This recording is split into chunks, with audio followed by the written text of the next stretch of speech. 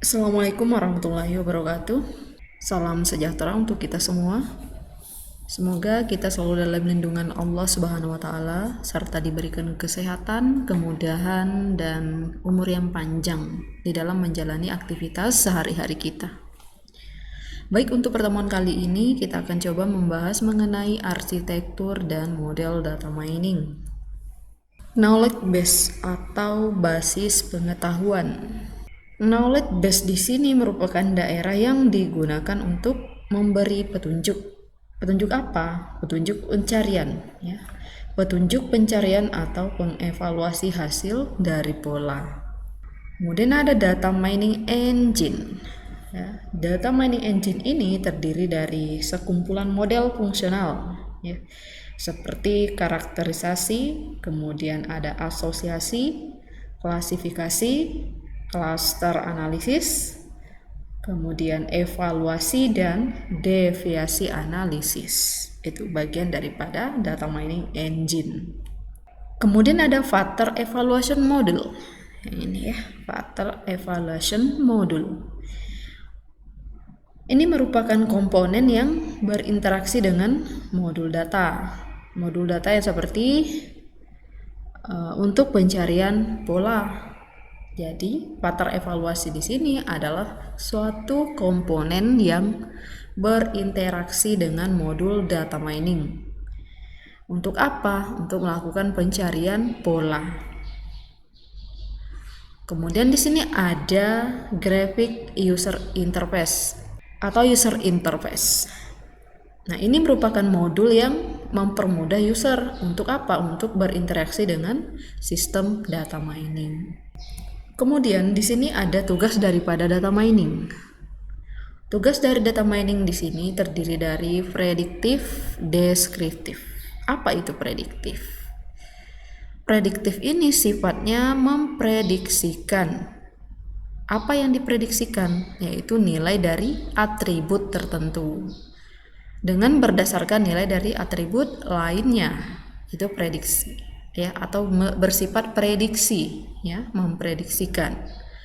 Kemudian ada deskriptif atau deskripsi. Ya.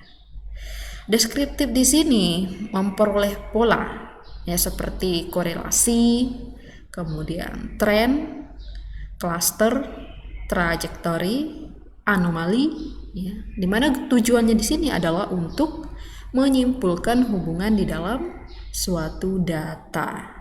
Jadi tugas data mining itu ada dua, prediktif dan deskriptif. Prediksi dan deskripsi. Kemudian di dalam tugas data mining itu terdiri dari dua, prediktif dan deskriptif, ternyata memiliki bagian-bagian lainnya.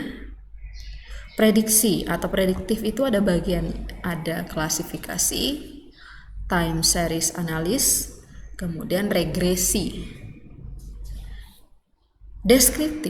Deskriptif ini dibagi menjadi 3 bagian juga, ada clustering, association rule, dan sequence discovery. Kita coba bahas satu persatu. Untuk klasifikasi, sini kita mencoba untuk menemukan fungsi atau model yang membedakan kelas data, itu klasifikasi. Kemudian fungsi atau model tersebut dapat berbentuk aturan if, else, decision tree, formula matematika, atau neural network. Jadi fungsi model ini dapat berupa if else, kemudian pohon keputusan, kemudian dapat pula berbentuk formula matematika atau neural network, dengan tujuan untuk memperkirakan kelas dari suatu objek yang labelnya tidak diketahui. Jadi labelnya ini belum kita ketahui, tetapi kita harus memperkirakan kira-kira kelas ini masuk ke dalam label apa. Itu, ya. Contoh algoritmanya di sini ada C45 atau decision tree. Kemudian ada artificial neural network, naive Bayes genetic algoritma atau algoritma genetik, kemudian ada logika fuzzy, kemudian ada case based reasoning, dan KNN.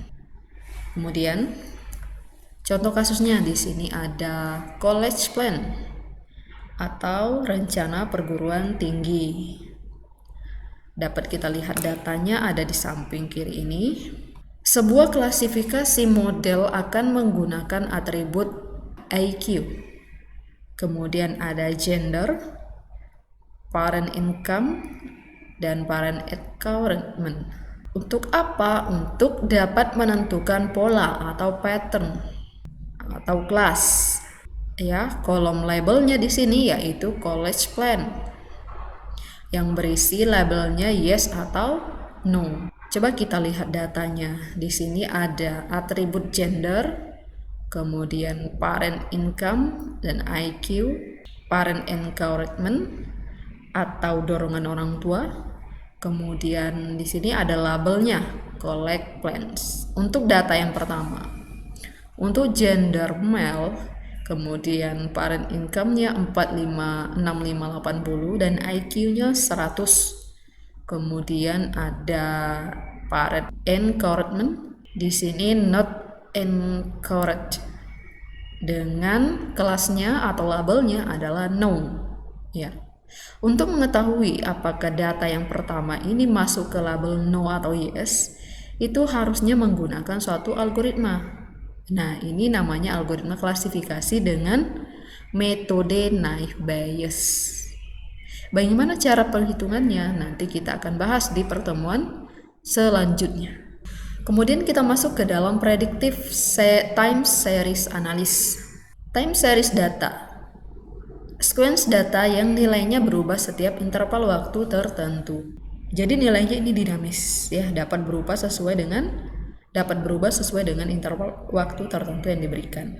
Kemudian time series data ini dapat dipresentasikan dalam bentuk grafik atau kurva dengan menunjukkan fungsi sebuah variabel. Metode yang digunakan di sini ada neural network atau model atau metode backpropagation, multilayer perceptron. Kemudian aplikasinya di sini, contoh aplikasinya untuk memprediksi indeks harga saham. Coba perhatikan untuk contohnya di sini, di mana garis yang tegas ini adalah time series datanya atau time series data artinya nilai yang berubah di saat waktu tertentu dari nilai saham Microsoft. Dan garis yang putus-putus itu adalah time series model, di mana ini dapat memprediksi nilai saham berdasarkan dengan nilai saham pada masa lalu. Kemudian kita masuk ke prediktif regresi. Regresi versus klasifikasi. Regresi ini diterapkan untuk mengklasifikasikan target data numerik, sedangkan klasifikasi ini diterapkan untuk mengklasifikasikan target data kategorial. Contoh aplikasi yang digunakan di sini untuk memprediksi nilai penjualan yang akan datang dengan berdasarkan tren data penjualan tahun sebelumnya. Ini contoh aplikasi daripada metode atau model regresi. Di sini algoritma yang digunakan adalah salah satunya support vector machine. Kemudian kita masuk ke bagian deskriptif. Di sini ada clustering. Clustering atau pengelompokan. Clustering di sini mengidentifikasi kelompok alami dari data yang berdasarkan dengan kemiripan atribut. Disebut juga dengan segmentasi. Clustering di sini mengelompokkan atribut atau data yang sama ke dalam suatu kelompok yang sama, dan data yang berbeda itu akan dikelompokkan dengan kelompok yang berbeda juga. Itu. Jadi clustering adalah pengelompokan. Metodenya tidak satupun atribut yang digunakan untuk memandu proses pembelajaran atau tidak ada label. Ya. Artinya tidak ada label atau tidak ada tujuan, tapi ditentukan berdasarkan dengan hasil kelompok yang diperoleh. Begitu. Dari hasil kelompok tersebut kita dapat menganalisis. Kemudian algoritmanya seperti apa? Misal ada beberapa contoh daripada algoritma yang digunakan di dalam clustering. Ada K-means, kemudian K-medoid, fuzzy C-means, kemudian ada subtractive, mountain dan hierarki. Nah, contoh di sini ada pengelompokan data pelanggan. Terdiri dari 2 atribut, yaitu age dan income, umur dan pendapatan. Algoritma yang digunakan di sini adalah algoritma clustering, di mana algoritma clustering ini mengelompokkan kelompok data ke dalam 3 segmen berdasarkan kedua atribut ini. Jadi kelompoknya ini bisa kita tentukan sendiri, ya, tergantung dengan kebutuhan yang kita inginkan. Kebetulan untuk contoh di sini, kelompoknya kita tentukan 3 kelompok. Ada klaster pertama dengan populasi yang berusia muda dengan pendapatan rendah. Ya, jadi klaster pertama ini berusia muda dengan pendapatan rendah. Kemudian yang klaster yang kedua, populasi yang berusia menengah dengan pendapatan yang lebih tinggi. Kemudian klaster yang ketiga, populasi berusia tua dengan pendapatan yang relatif rendah. Jadi yang paling banyak anggota kelompoknya di sini adalah klaster yang kedua. Di mana yang klaster yang kedua di sini adalah populasi berusia menengah. Jadi populasi yang berusia menengah dengan pendapatan yang lebih tinggi. Jadi kasusnya di sini adalah contoh data pelanggan. Jadi pengelompokan data pelanggan. Pelanggan yang banyak melakukan transaksi di sini adalah terdapat di klaster yang kedua dengan populasi yang berusia menengah dengan pendapatan yang tinggi. Itu ya. Kemudian association rule, bagian daripada deskripsi. Disebut juga dengan market basket analysis. Association rule di sini atau market basket ini menganalisa tabel berdasarkan dengan penjualan produk-produk yang seringkali dibeli secara bersamaan.